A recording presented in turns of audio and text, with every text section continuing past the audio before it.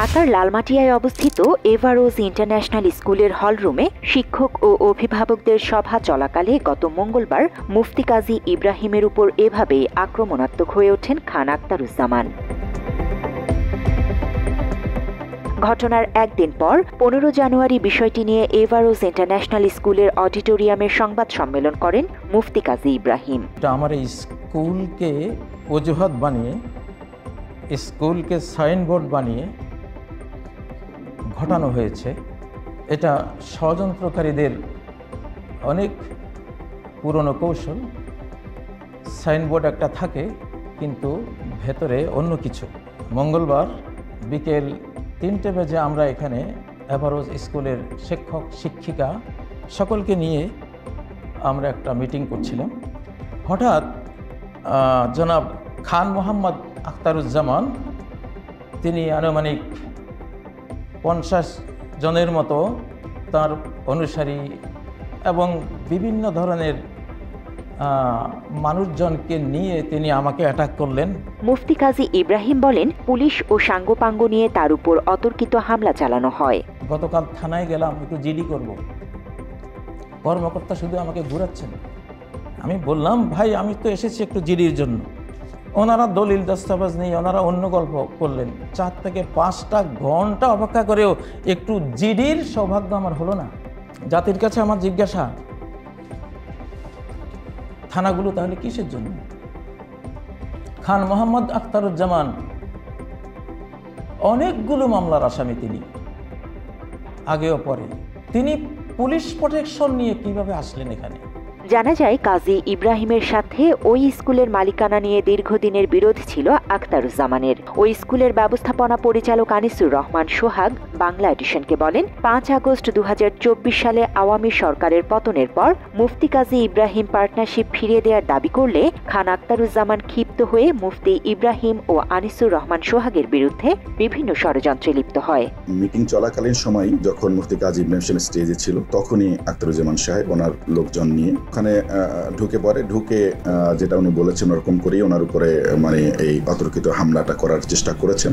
একজন দেশ বরেণ্য আলেমের সঙ্গে কেন আখতারুজ্জামানের বিরোধ, বিষয়টি নিয়ে অনুসন্ধানে নামে বাংলা এডিশন। অনুসন্ধানে নেমেই একজন দুর্ধর্ষ ভূমিদস্যুর সন্ধান পাওয়া যায়।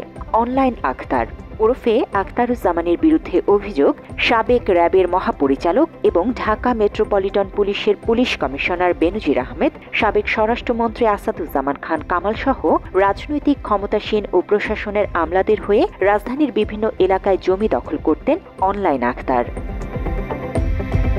মানিকদির বাসিন্দা সাবেক সেনা সদস্য ফিরোজ মিয়া বাংলা এডিশনকে জানায়, ২০০৬ সালে জমি ক্রয় করে ঘর করে এখানে বসবাস শুরু করেন তিনি। ফিরোজ মিয়ার অভিযোগ, ২০২৪ সালে নির্বাচনের পর ওই জমি জোরপূর্বক দখল করে নেন আখতারুজ্জামান। আগে আমার অফার ছিল বাড়িটা বেচার জন্য, আমি বেশি নেই বিজায় এরা রেস্টুরেন্টের পরে এই বাড়িটা দখল করে। ফিরোজ মিয়া আরও অভিযোগ করেন, তার বাড়ি জবরদখল করে বাড়িঘর থেকে সকল মালামাল লুট করে নেন আখতারুজ্জামান এবং বাড়ির আশেপাশে প্রাচীর দিয়ে সেখানে গার্ড বসিয়ে জমিতে প্রবেশ করতে বাধা ও বিভিন্ন হুমকি ধামকি দিতে থাকে। ৩ লাখ টাকা ফার্নিচার ছিল আর বুক করে, বিভিন্ন রকমের ফার্নিচার ছিল। আমরা তেলে বর্ণ বাড়ি তো, এরপরে গ্যাস ছিল না, পানি উঠে গেছিল, পানি পানি উঠে দেওয়া করে আমরা যেমন ওই উপরে বাটানি থেকে এরপরে টন পানি টুপে গেছে। এরপরে এরা ওই সাইডটা বাউন্ডারি দিয়া দেখলো, বাউন্ডারি দিয়া আমাদের পথ আটকায় দি সাইড না, আমরা আসতে পারিনি, আমাকে আসতে দেওয়া হয়নি। এরা দেখায় দেখায় রেখে দিতে, আমার ওই যে দারোয়ান রেখে দিতে, গেট করে দারোয়ান রেখে দিতে, আমরা ভিতরে ঢুকতে পারি না। আমরা কেন ওই যে এই গণমাধ্যম কর্মীরা ঢুকতে পারেন। ফিরোজ মিয়ার স্ত্রীও একই অভিযোগ করেন আখতারুজ্জামানের বিরুদ্ধে। তিনি আরো জানান, শেখ হাসিনার পতনের 2 দিন পর আখতারুজ্জামান পালিয়ে গেলে তারা বর্তমানে আবারও নিজ বাড়ির দখল ফিরে পেয়েছেন। এরপরে জমি ফেরত পেলাম ওই যে সরকার পতনের 5 তারিখে সরকার পতন, 7 তারিখে ওরা এখান থেকে বাইকে যায়। বাইকে যাওয়ার পরে এখন আমরা আমাদের জমি আমরা ফিরে পাইছি। পানি কমছে পরে আমরা ভাবছি যে আবার ঠিকঠাক করে আমরা ইয়ে করবো। এর মধ্যে এই আখতার 2024 জানুয়ারির 22 তারিখে আমার এই বাড়ি দখল করে। মাত্র 30% টাকায় জমির মালিক হয়ে নতুন বাংলাদেশের গড়ে তোলার স্বপ্ন দেখা বাংলা বসতি। শেখ হাসিনা সরকার পতনের পর ফিরোজ মিয়া নিজের জমির দখল পেয়েছে, কিন্তু এখনো আখতারুজ্জামানের জবরদখলে আছে ওই এলাকার প্রায় ডজন খানেক জমির মালিক। 2016 সালে মানিকদি এলাকার আয়ুব হোসেনের জমির উপর নজর পড়ে আখতারুজ্জামানের। প্রথমে নামমাত্র মূল্যে জমি ক্রয়ের প্রস্তাব দিলে তাতে রাজি হয়নি আয়ুব আলী। পরবর্তীতে আয়ুবকে প্রশাসন গুম করে অমানবিক নির্যাতন চালিয়ে তার জমি দখল করে মার্কেট গড়ে তুলেছেন। আয়ুব মিয়ার সাথে কথা হলে তিনি বাংলা এডিশনকে জানায়, আখতারুজ্জামান বাজার মূল্যের থেকে কম দামে জমি কেনার প্রস্তাব দিলে তিনি রাজি না হলে প্রশাসন দিয়ে হুমকি ধামকি দিতে থাকে। জমিন আমাদেরই সিবি চক্কর, 1 একর 86% পর্চায় আমরা মালিক। এই জমিনটা অনলাইন অনেকবার দাম টাম বলছে, নেতা মতা দিয়া অনলাইন রাখতার দাম টাম বলছে, কম রেট দেখে বলছে, দেখে আমরা বিক্রি করি নাই, দেখে আমার বেনজিৎ বা জিওল হাসান দিয়ে আগে দিয়ে আমার ট্রিটমেন্ট দেওয়া হতো। সাবেক র্যাবের মহাপরিচালক বেনজির তার অফিসে ডেকে নিয়ে হত্যার হুমকিও দিয়েছিলেন। তাতেও কাজ না হলে সাদা পোশাকে প্রশাসন দিয়ে তাকে তুলে নিয়ে গিয়ে নির্যাতন করে মৃতপ্রায় অবস্থায় ফেলে রেখে যান। বলছে ডিবির পরিচয় দিয়ে আমার নিয়ে গিয়া গাড়িতে উড়াইয়া আমারও অনেক অত্যাচার করে, 3-4 ঘন্টা পিটানোর পরে হাত 3টা আঙ্গুল কাইটা ফেলায়। কারণ পরে গাড়ির ভিতরে ওরা মাইরা ফালাই দিছে মতন, ওরা জানে যে আমি মারা গেছি, আমার নদীতে ফালাই দিব। ফালা দেওয়ার পরে তখন ওন থেকে নদীতে ফালাই নাই, একটা বাউন্ডারি ওয়ালের ভিতরে ফালাই দিয়া তারা চলে গেছে। তারপর আয়ুবের জমি দখল করে সেখানে মার্কেট গড়ে তোলেন বেনজির।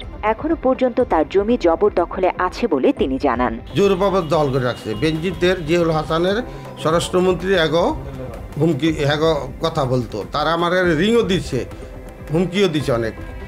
এই অবস্থায় আছে। আজকে 2015-তে আমার মারা দেরি করছে, 2015-তে ডিসেম্বরের 8 তারিখে নিয়ে বাইরে ফেলাইছি। এই পর্যন্ত জমি তারা দল করে বিভিন্ন মার্কেট করে পয়সা দিচ্ছে। আয়ুব মিয়া আখতার বেনজিরদের অত্যাচারের পর প্রাণ রক্ষা পেলেও তার আপন ভাই পুলিশি নির্যাতনে নিহত হয়েছেন বলে অভিযোগ করেন পরিবার। এই অবস্থায় এক ভাই তো টের দেওয়ার পরে চাকরি করতে, সরকারি চাকরি ছাড়াইয়া তারা বলছে অনেক টাকা পয়সা দিমু, কিছু দেয় নাই। আরও কি ট্রিটমেন্ট দিছে, বাসায় এসে একদিন পরে সে মারা গেছে। আয়ুব হোসেনের আরেক ভাইকে আয়না ঘরে রেখে নির্যাতন করে পঙ্গু করে দেয়া হয়। ভূমিদস্যু আখতারের ক্ষমতার উৎস জানালেন স্বপ্না খাতুন নামের একজন ব্যবসায়ী। তিনি জানান, আখতারুজ্জামান এই এলাকায় লজিং থেকে পড়াতেন। তার হোটেলে খাবার খাওয়ার সূত্র ধরে তার সাথে পরিচয় হয়। স্বপ্না খাতুনের দাবি, তার টাকায় জমির ব্যবসা শুরু করে আখতার। পরে বলছে, ম্যাডাম আপনি টাকা দেন, দিলে আমি সব কিছু করবো, টাকা আপনার পুঁজি যা দিবেন তা আমি দিয়ে দিব। তো পরে আমি আবার দিলাম, আমার কিছু স্বর্ণ ছিল, এগুলো বিক্রি করে সব কিছু বিক্রি করে ওর কাছে দিলাম। জমির ব্যবসা করতে গিয়ে অর্থ ও ফ্ল্যাট উপহার দিয়ে প্রশাসনের কর্মকর্তা থেকে মন্ত্রী পর্যন্ত সবার সাথে সখ্যতা গড়ে তুলে একটা ক্ষমতার বলয় তৈরি করে অন্যের জমি জোর করে দখল করে নিয়ে থাকে।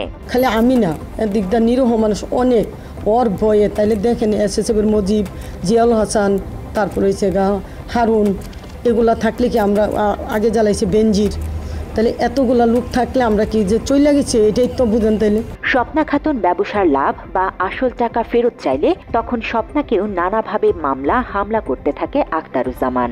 বাংলা এডিশনের ক্যামেরায় কান্না ভরা কণ্ঠে এসব অভিযোগ ছিল স্বপ্না খাতুনের। 2টা মামলা, মানে এক লগে 2টা মামলা দিছে, হিরোইনের একটা, তারপরে ওই যে মাদকের একটা, 2টা মামলা। মানে ও যে এত অমানুষ, মানে প্রত্যেকটা লোকের সাথে, খালি আমার সাথে না। মনে করেন আমার 8টা মাস, আমার পরে আমার হাজব্যান্ডও মারা গেছে। আমি জেলে যাওয়ার 3 মাস পরে সে মারা গেছে। 3 মাস না 2 মাস। এই আখতারুজ্জামান জুলাই বিপ্লবে ছাত্র জনতা হত্যা মামলার আসামি হয়ে গা ঢাকা দিয়েছেন। তবে কিছুদিন না যেতেই আবারও মাথাচাড়া দিয়েছেন। আক্রমণাত্মক হয়ে উঠলেন একজন দেশ বরেণ্য আলেমের উপর। এই ন্যাক্কারজনক ঘটনার বিচার চান মুফতি কাজী ইব্রাহিম। এখানে আমরা আসলে খুব শান্ত পরিবেশে মিটিং করছিলাম। এখন খান মোহাম্মদ আখতারুজ্জামান উনি অনেক লোকজন নিয়ে এসে ওনার সাথে বিভিন্ন পুলিশও দেখলাম, পুলিশ বাহিনী 5-6 জন নিয়ে, এবং সাথে অনেক লোক এনে উনি ভিডিও ফুটেজে আপনারা দেখবেন যে কে চেয়ারম্যান কে, এটার ওনার কে, এটা বলে আমি যখন বক্তৃতা করছিলাম আমি আমার বিষয়ে, তখন উনি হামলে পড়লেন। দেশের জনগণও অনলাইন আখতারের দৃষ্টান্তমূলক শাস্তি চান। জান্নাতুল ফেরদৌস তমা, বাংলা এডিশন।